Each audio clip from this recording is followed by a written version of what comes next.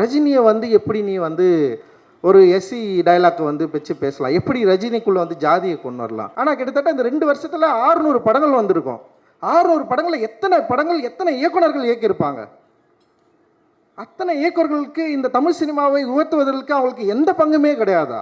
அப்போ வந்து ஒரு படம் வெற்றி அடைஞ்சவொடனே வந்து தமிழ் சினிமாவை சீரழித்தவர்கள் 3 பேர்னா மொத்தமே 10 வருஷத்தில் நான் 7 படம் தான் எடுத்துருக்கிறேன். அந்த 7 படத்தில் தமிழ் சினிமா சீரழிஞ்சிச்சா? அப்போ மற்ற இயக்குனர்கள் என்ன பண்ணுறாங்க? இல்லை நீங்கள் தமிழ் ரசிகர்கள் என்ன பண்ணுறீங்க? இங்கிருந்து மற்றவங்க என்ன பண்ணுறீங்க? நீங்கள் ஓட வைக்கலாம்ல எல்லா படத்தையும். ரொம்ப மோசமான ஒரு வார்த்தையை பிரயோகம் பயன்படுத்துகிறாங்க, அமுக்கிட்டாங்க பிதிக்கிட்டாங்கன்னு சொல்லிட்டு.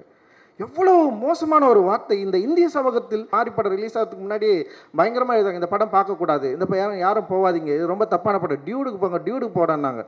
டியூட் டைரக்டர் வச்சு ரொம்ப நல்ல விஷயம் பண்ணார் அவர். உண்மையிலேயே ரொம்ப சந்தோஷமாக தான் இருக்குது. வேறு கண்டென்ட்டில் பேசுனது எடுத்துன்னு வந்து பேப்பர் கப்பில் டீ குடிச்சா வந்து தீண்டாமையா அப்படின்னு கொண்டு வந்தாங்க. ஒரு 3 நாள் பயங்கரமாக பேசுனாங்க. எனக்கே தெரியல எதுக்குடா இப்போ எடுத்துன்னு வந்து இதை பேசுகிறாங்கன்னு சொல்லிட்டு. ஒரு ப்ரெஸ்ஸில் இருக்கிற ஒரு அண்ணன் கேட்குறாரு, ஏற்கனவே இந்த தமிழ் சினிமாவை சீரழித்த அந்த 2 இயக்குனர்கள் போதாதா, நீங்கள் வேற வரணுமான்னு ஒருத்தர் கேட்டார். உண்மையிலேயே எனக்கு வந்து அவருடைய கோபத்தை நான் இன்னைக்கு வரைக்கும் புரிஞ்சுக்க நான் ட்ரை பண்ணுறேன். ஏற்கனவே தமிழ் சினிமாவை சீரழித்த 2 இயக்குனர்கள்